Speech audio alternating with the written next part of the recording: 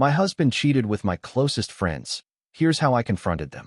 Before we begin the story, make sure to subscribe to our channel and never miss more incredible stories every day. At 9:41 p.m., while everyone clinked glasses around Sophie's marble island, my phone lit up with a banner from our group chat. Only it wasn't my phone. It was Noah's, mirrored to our shared tablet, because he once needed help with backups. The banner preview showed Sophie's name, a heart, and 5 words. Room key under plant, same. My fingers went cold around the stem of my glass. Noah laughed at something Jenna said about my detective brain, and the room tilted, all glitter and white wine and the faked warmth that comes before winter blows in. I smiled, swallowed, and set the tablet flat against my thigh like it burned. I am Ava, 32, loyal to a fault. The woman who remembers birthdays, brings soup, forgives late texts, believes in people until the rope snaps.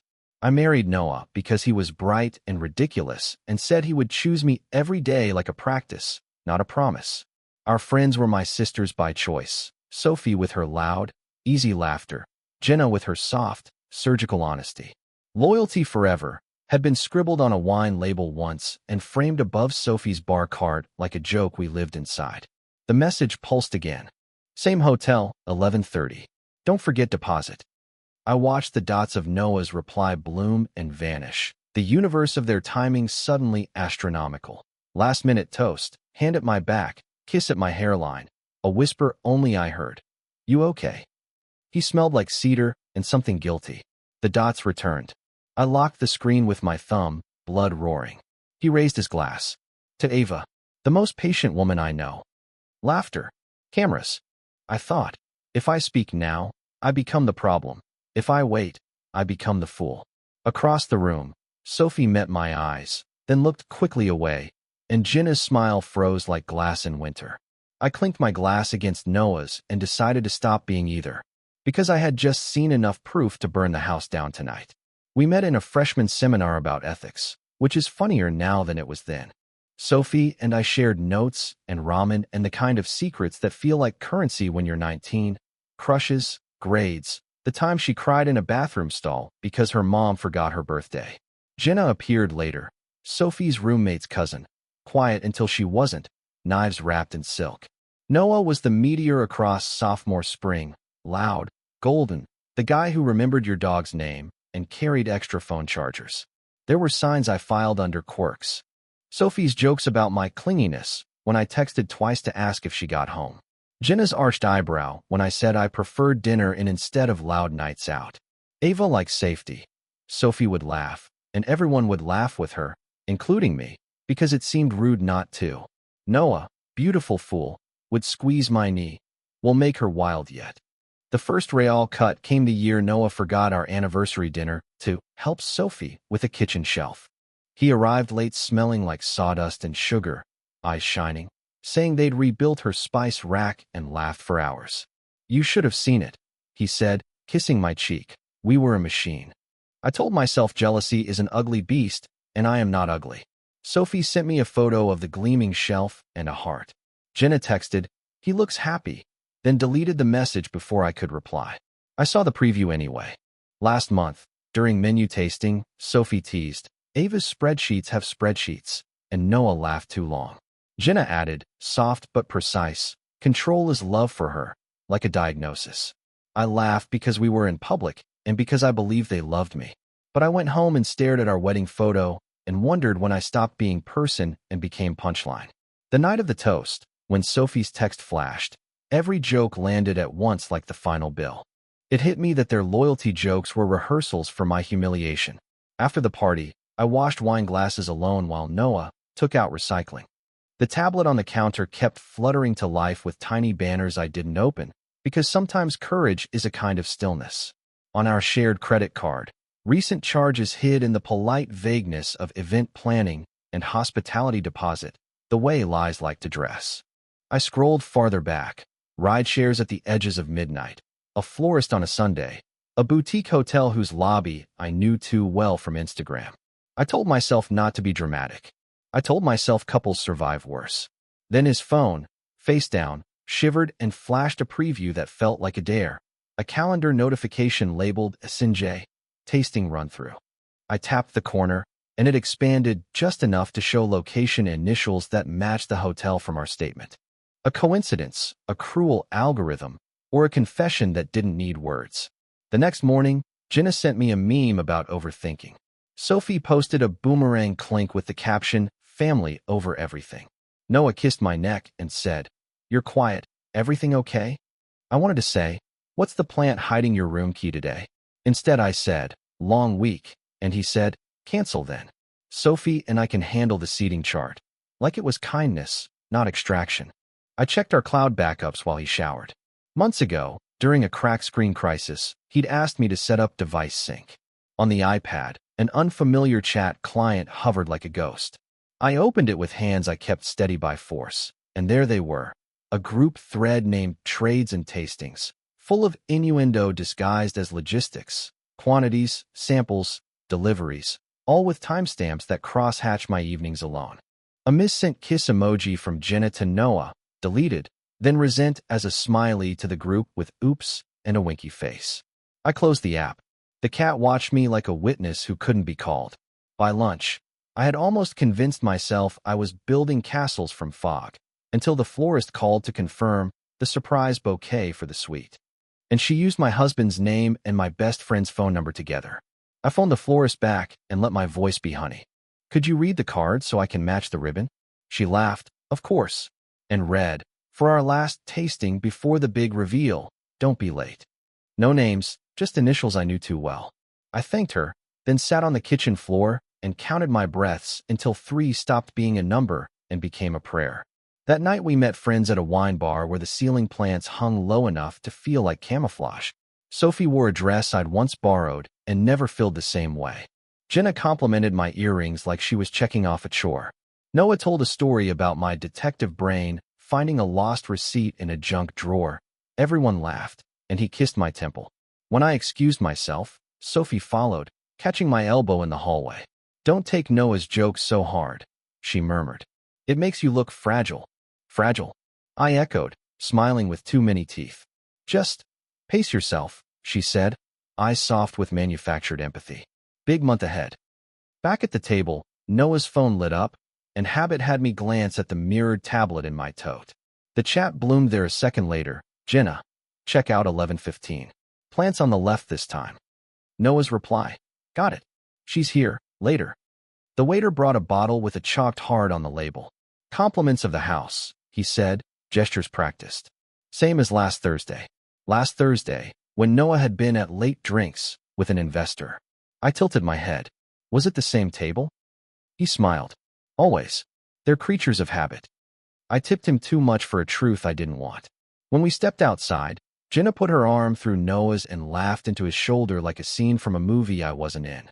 And the guilt that flickered over his face when he noticed me could have lit the street. Gaslighting is a velvet glove. It smells like cedar and skin and sounds like you're making stories because you're stressed. Back home, Noah stood barefoot in the kitchen and said, "You've been off. Do you want to talk?" I opened my mouth and closed it again. If I accused without proof, I would feed the story he was already selling. Anxious Ava, too online, needs control to feel loved. So I texted Marcus. We'd worked late nights together when everything was deadline and takeout, and he had once saved me from sending an email written at 2 a.m. "Need eyes on something," I wrote. "Confidential," he replied. "Always," I sent, and my phone buzzed with a call before the bubbles even formed. By midnight, we were screen sharing. I showed him the mirrored chats, the event planning charges, the rides at odd hours, the florist call. He listened like a safe room. "First rule," he said, "document, then duplicate. Screenshots, PDFs, exports. Don't tip them off by asking dumb questions." He showed me how to pull device logs without notifications, how to export calendar metadata, how to name files in ways only I'd understand. "You need corroboration," he said gently.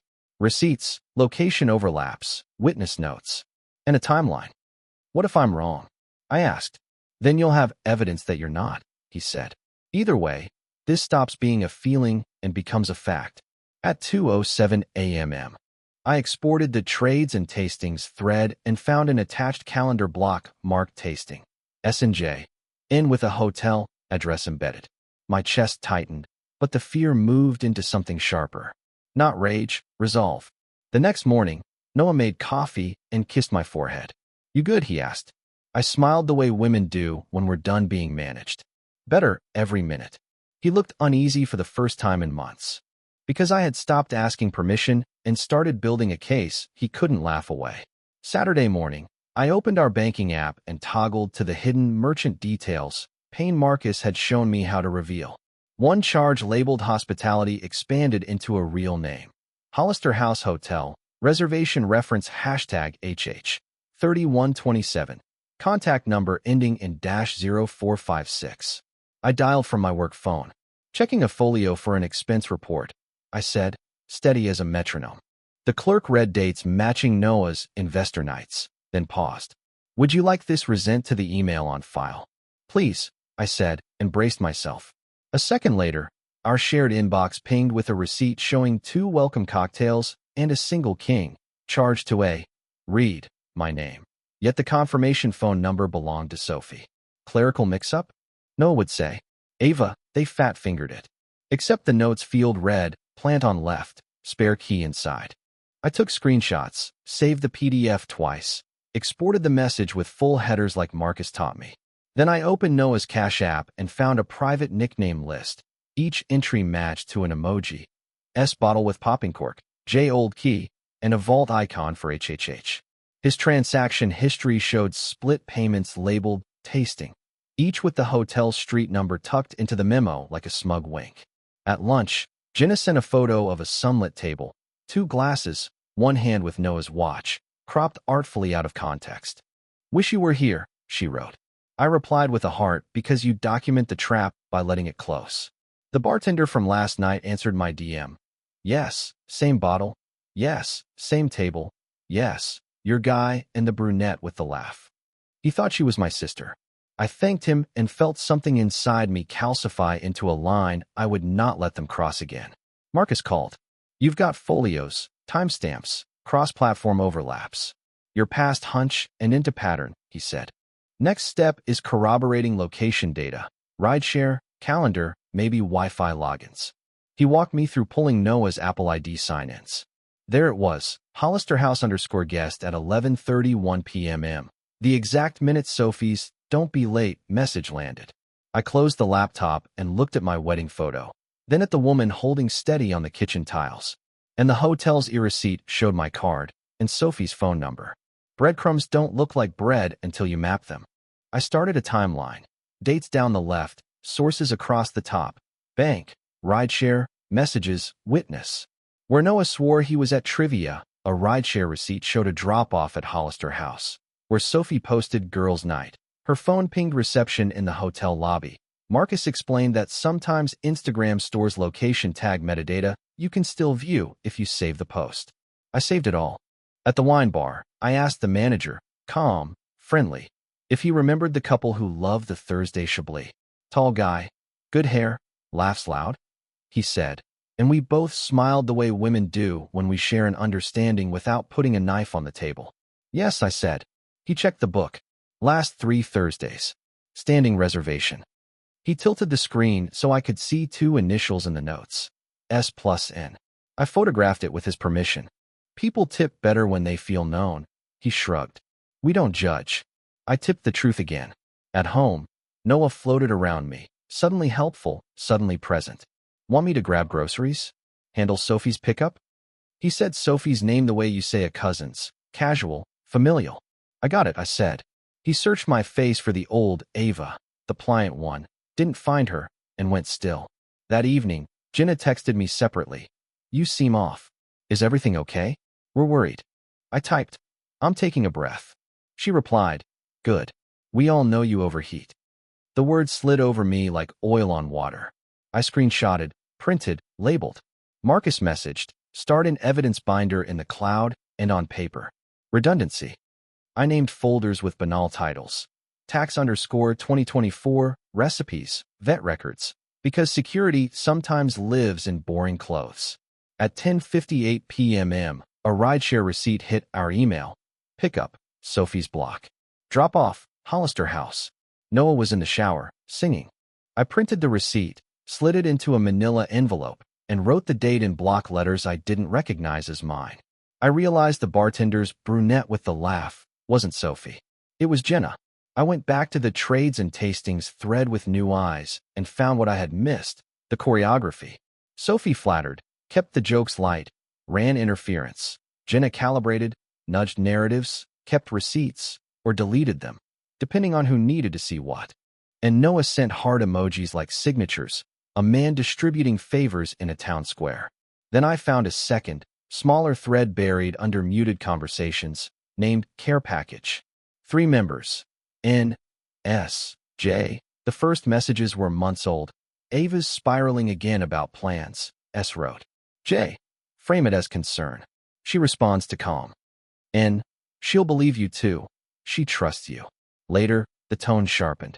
If she digs, we say stress, J wrote. S. Or hormones. Classic. N. Haha. She hates that. Good lever. A screenshot attached, my text to Noah asking if he'd be home by 10, captioned, script incoming.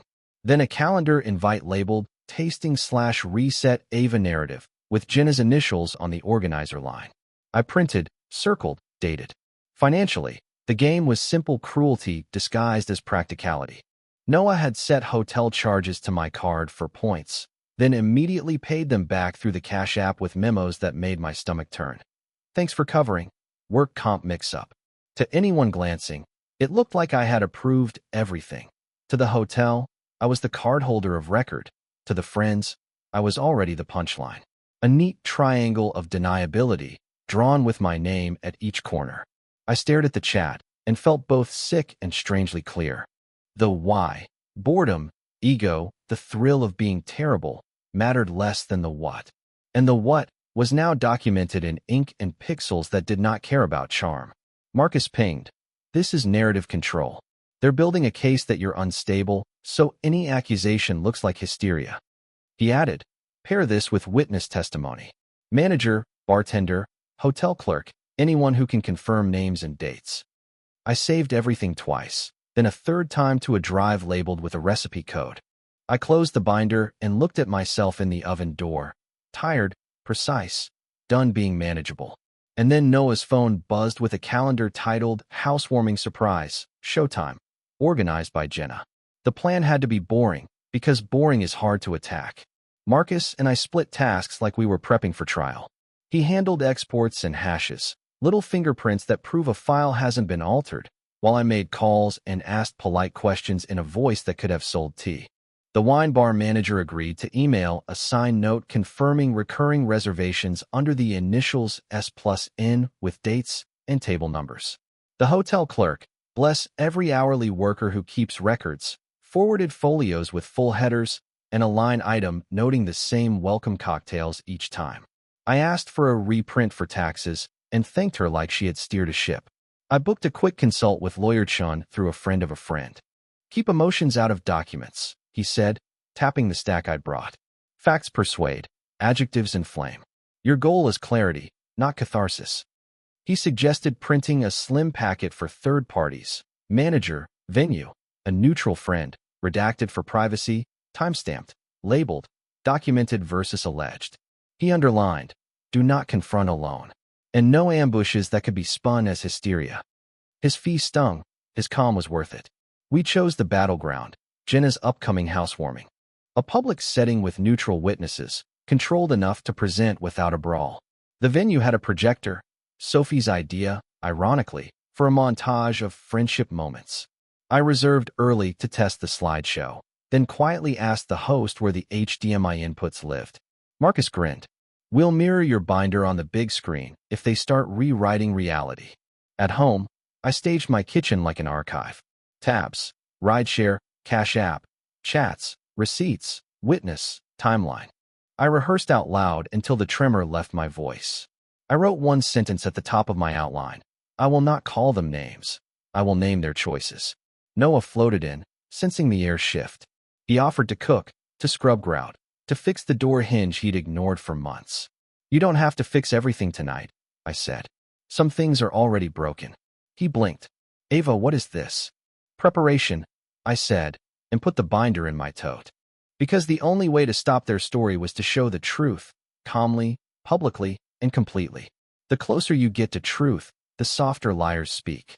Noah came home with lilies, Sophie's favorite, and set them in my grandmother's vase like a trespass. "You've been distant," he said, voice dipped in honey. "I miss us." He reached for my hand. I kept my fingers light in his, curious what script he'd choose. "Maybe we need a reset," he tried. "Fewer people in our business." That night, Jenna texted. "Checking in. Sophie said you're overwhelmed. We can take tasks off your plate." It read like compassion and felt like containment. I replied, "I'm good." 3 dots hovered, vanished, returned. "Are you mad at me?" I typed and deleted a paragraph, then sent. "Busy." Marcus called within minutes. "They're testing your temperature. Don't provide weather." Noah upped the charm. He cooked, he played our playlist, he suggested a weekend away. Hollister House, of all places, where the bar makes that French 75 you love. He watched my face like a surveillance camera. "Or," he said, lowering his voice, "we could invite the girls. Make it a party." I let the silence breathe until it grew teeth. "Is that a joke?" I asked. He swallowed. "Lighten up, Ava. You've been so intense." Later, alone in the bathroom, I read Jenna's newest message. "Promise you'll be kind Saturday? Noah's fragile." And felt a laugh rise that sounded like a thunderclap in a museum. Noah's fragile. Noah's fragile? The man building a thesis on my instability suddenly needed a soft landing. I stared at my face until I recognized it again. On Friday, the wine bar manager emailed me a PDF with a simple sentence. "I can confirm Mr. R attended with Ms. S and Ms. J on the dates highlighted." My printer hummed. The packet grew. I slipped a spare set into a sealed envelope labeled neutral, open if contested, and texted it to a friend who owed me nothing and therefore could not be controlled. That evening, Noah tried one last angle, his voice low, his eyes damp, the apology without nouns. "If I made you feel neglected," he began. "If," I said. He looked away, and for the first time, he seemed genuinely afraid of a truth he couldn't out-talk. Jenna's loft smelled like tuberose and curated success. The projector glowed against a white brick wall, a slideshow of brunches and beach days looping while guests drifted in with gift bags and curated laughter. Sophie kissed my cheek like we were still 19. "You look amazing," she said, eyes flicking to my tote. "Always over-prepared, our Ava." Jenna squeezed my elbow. "No drama tonight, babe," she whispered, eyes glittering. "We're celebrating." Marcus arrived in an unthreatening sweater, holding a plant like a peace treaty. He tapped the tote lightly. I nodded. We'd chosen signals. 2 taps if we were go, 1 if we needed to abort, 3 if someone called the police or the projector died. Lawyer Chin wasn't present. No need to inflame. But he was on text, a quiet lighthouse blinking calm beyond the rocks. Noah found me near the drinks. "You look beautiful," he said, voice low. "Let's be gentle." I studied him like a page I'd already highlighted. "Gentle is for people who fall," I said, "not for people who push." He flinched. "Can we go somewhere private?" "In a minute," I said. After the montage, Jenna clinked a spoon against a glass. "Everyone," she called. 5 minutes of memories, then presents. The room dimmed. The projector brightened. Our shared history paraded across the wall. Birthdays, hikes, my wedding, Noah's arm around Sophie's shoulders in a way that meant nothing then and everything now. People oohed on cue. Sophie leaned into Noah, casual, coded. Marcus slipped behind the console, fingers precise, swapping inputs before the slideshow looped. The screen blinked. The first slide appeared. Timeline, documented in simple black type. A murmur rose. Noah stiffened. Jenna's smile snapped, then returned twice as bright. "What is this?" she said, light laughing. "Clarity," I said, stepping forward. 5 minutes of facts. Sophie's eyes went hard, flinty. "Ava," she warned, voice low. I held up the binder and felt my hand stop shaking. Because the first receipt on the screen had my card number, their hotel, and that stupid note about the plant. The room went silent except for the faint hum of the projector. On the screen, bold black letters spelled out the date, hotel name, and Noah's card number. A murmur rippled through the crowd. Confusion first, then the beginnings of recognition. Jenna's laugh cracked like thin glass. "Ava, what are you doing? This is crazy." I turned a page. The next slide displayed rideshare logs, each time-stamped, each showing Noah picked up at Sophie's address and dropped at the same hotel. Gasps now. Sophie stepped forward, face flushed. "Stop this," she snapped. "You're humiliating yourself." Marcus, steady at the console, shifted to the mirrored chat logs. Screenshots filled the wall. Inside jokes, coded nicknames. A thread that started with, "When will she catch on?" Sophie's name lit up like a flare. Jenna's emoji replies danced across the screen. Red hearts, champagne glasses. Noah lunged for the console. "Enough," he barked. "You don't know what you're reading." I stepped between him and the projector, binder in hand. "These aren't opinions. They're records. Dates. Charges. Words you typed." My voice didn't tremble, it carried. "I'm done being the unstable one in your story." Someone at the back whispered, "Oh my God." Another said, "That's her husband?" The social circle that had once orbited Sophie and Jenna shifted in real time. Noah tried a final gambit. "You hacked me," he said, pointing at Marcus. "This is illegal." Marcus shook his head. "Everything here was legally accessed. Your shared accounts, Ava's card statements, sync devices. She owns the evidence." The projector blinked to the final slide, documented versus alleged. On the left, receipts, logs, screenshots. On the right, their excuses. "She's paranoid. She's dramatic. She overreacts." And in that bright, brutal light, their excuses shriveled. Because when lies meet proof in public, there's no stage left to hide on. The silence was a living thing, crawling up walls and across faces. Sophie broke first. "So what if it happened?" she said, defiant, chin high. "We're adults. You weren't enough for him." Gasps again, louder, uglier. Jenna stepped back, eyes darting to the door, calculation replacing bravado. Noah's mask slipped fully now, jaw tight, voice cold. "You think this wins you sympathy? All they'll remember is your little tantrum." I opened the binder one last time and pulled out the hotel folio, the one with the welcome cocktails and that note about the plant. "They'll remember this," I said, holding it up. "Because you signed my name for the charges." Gasps turned to murmurs. Fraud wasn't funny. Fraud was serious. Noah's bravado cracked. "You can't prove that." Marcus tapped his phone. Metadata, timestamps, and the clerk's signed confirmation. Aunt Ruth's voice, steady from the back, cut through. "I knew something was wrong the night you three laughed at her expense. Now everyone knows." She moved closer, her presence a wall between me and their unraveling. Guests whispered in clusters. Some slipped out, unwilling to witness more. Others stayed, eyes sharp, as if recording every detail for later gossip. Sophie hissed, "You planned this. You wanted to ruin us." I shook my head.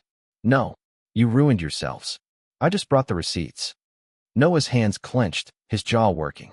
Jenna finally muttered, "I need air," and fled to the hallway.